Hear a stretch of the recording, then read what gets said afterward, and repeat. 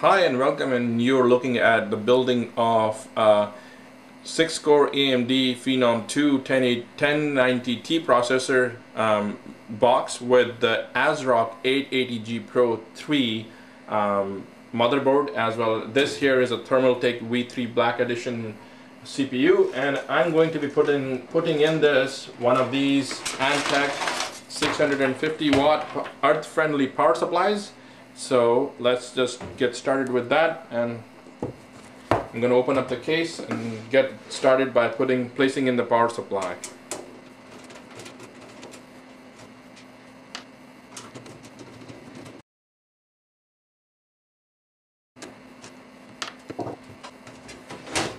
By the way, I have detailed video reviews of all the components that I am today using to build this, and if you are ever interested, you can go have a look at those individual reviews for all the hardware components that I'm using, and I've done that in great detail, so hopefully you will like that.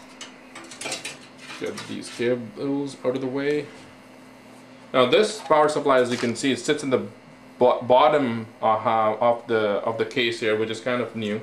So I'm gonna say put that in there.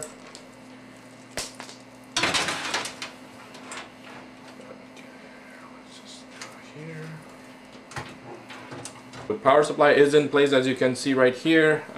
We still have to work a little bit with the cable management inside. As you can see, it sits towards the bottom of the case, like right there. Okay, and I'm gonna put the case down right now, and I'm gonna be putting in the CPU and the motherboard together. So let's just put the case down and we'll work on the CPU and the motherboard. So here we have the AMD Phenom II 1090T 6-core processor. We're going to be putting that onto this ASRock 880G Pro 3 board.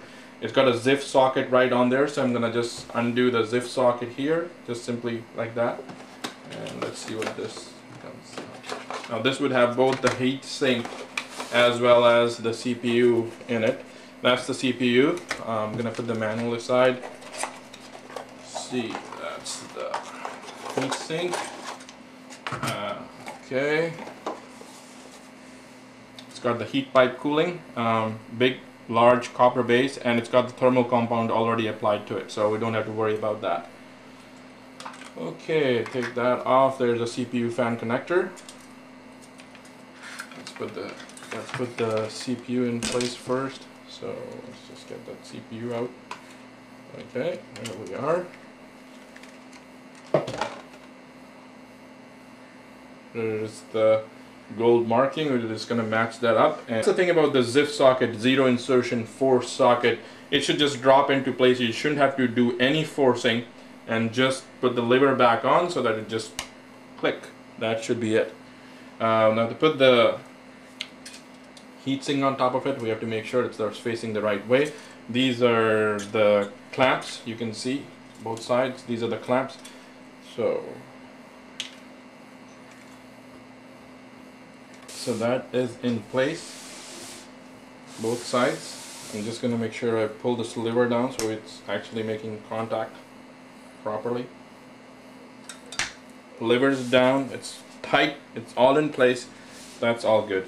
The second thing I'm going to do right now is install the RAM in here, and for the RAM we just have two DIMMs. I'm just going to get those in a second. Okay, so here we are with our DDR3 8 gig DIMM. So it has to be in the right pair because this motherboard actually supports dual channel memory, so you have to make sure that this is actually the right pair. You can't be mixing and matching, you know, incorrect pairs, so that won't give you a complete good performance. So make sure that you have the right motherboard compatible memory as well as the right speed, and it has to be installed in the right channels. I'll show you that in a minute. So let's just take that out as well. Okay, put that aside. Banks. So according to the manual for this motherboard, we have to populate the white ones first. It always goes in pairs because it's dual channel. You will not get the good performance if you don't do that. So memory has to be exactly matched. It has to be put in place in the right DIMM sockets, and we've done that, so it's all set to go. Next thing I'm gonna do is put this motherboard into our case. So let's just make some room for that. There's the case. There's a lot of work to be done for cable management in here. But okay, so while I was putting the case up, I took that time to actually do some cable management from the power supplies, and as you can see, probably if I can show you,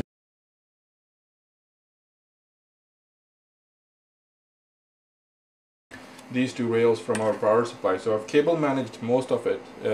At the bottom you can see they're neatly tied and tucked. Before we do that, we have to install the I/O plate at the back of the computer. So that is now in place. Okay, now let's just see if we can put the motherboard inside. Stand up for this too. Make sure it lines up. The standoffs are in place, so it should just line up with these guys. We'll see in a second.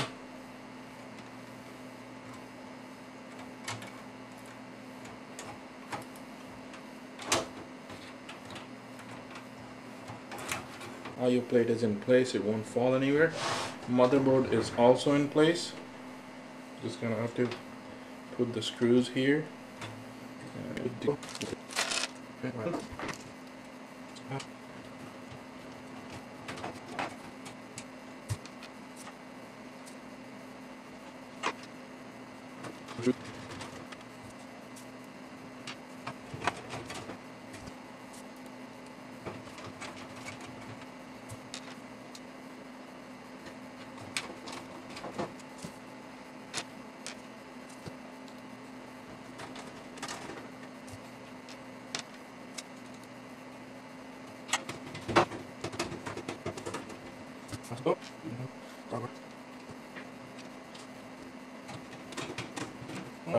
So it is all in place. The motherboard at least. So you can see the back plate is installed, motherboard is installed all correctly in here. There's your motherboard. I'm going to connect up the CPU fan connector real quick here. The CPU fan is connected. This is actually a chassis fan, so I'm looking for a chassis fan connector. It happens to be right here. Okay, so here we are. So we've connected all the header wires in there. You can see there's a little bit of cable management that still needs to be done, but basically the front panel audio speakers, the high definition audio is connected, the power LED, hard drive LED activity, and the reset button is all connected. So this beast is now ready to go. I'm just gonna hook this up to power and see what happens.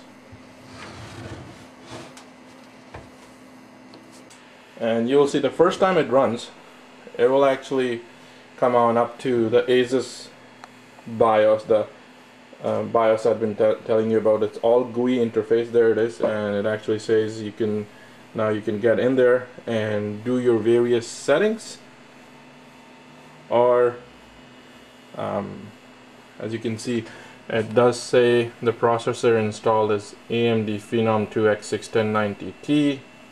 The processor speed is about that. And then the L1, L2, and L3 cache. You can see that that's really cool. 768 L1 cache, 3 megs of L2, and 6 megs of L3. Total of a little more than 9 megs. And it's got those DIMMs installed in there as well. So I don't unfortunately have a mouse installed in here either, but you can see that with the keyboard. Let me see if I can navigate here with my KVM keyboard here.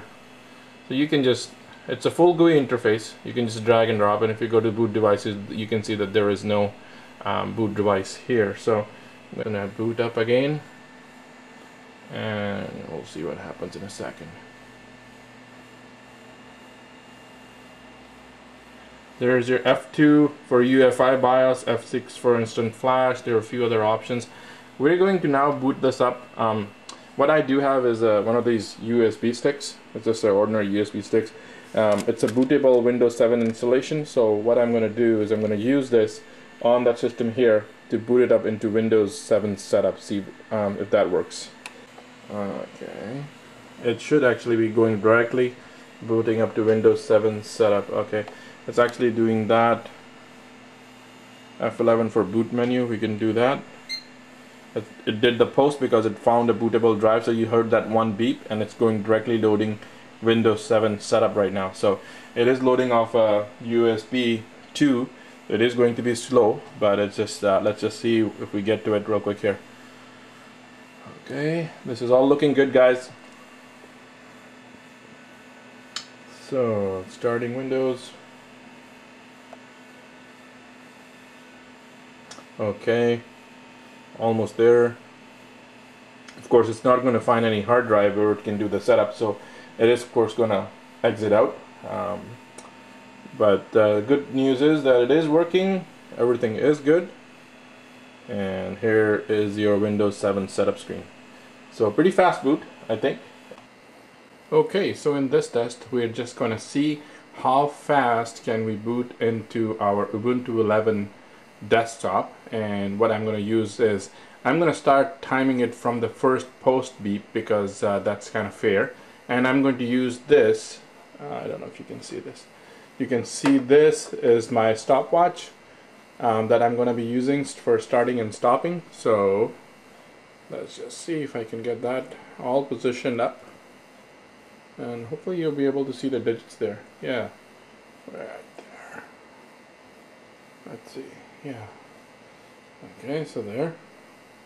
Kind of hard to do both things at the same time, but I'm going to push the power button on my computer. Let's just see. Okay. Remember, we're going to time this from the post beep. So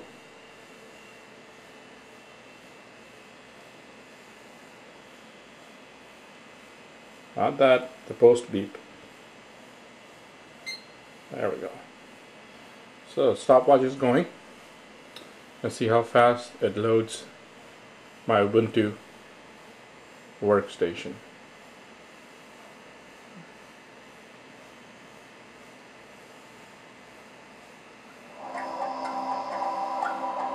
Less than 18 seconds.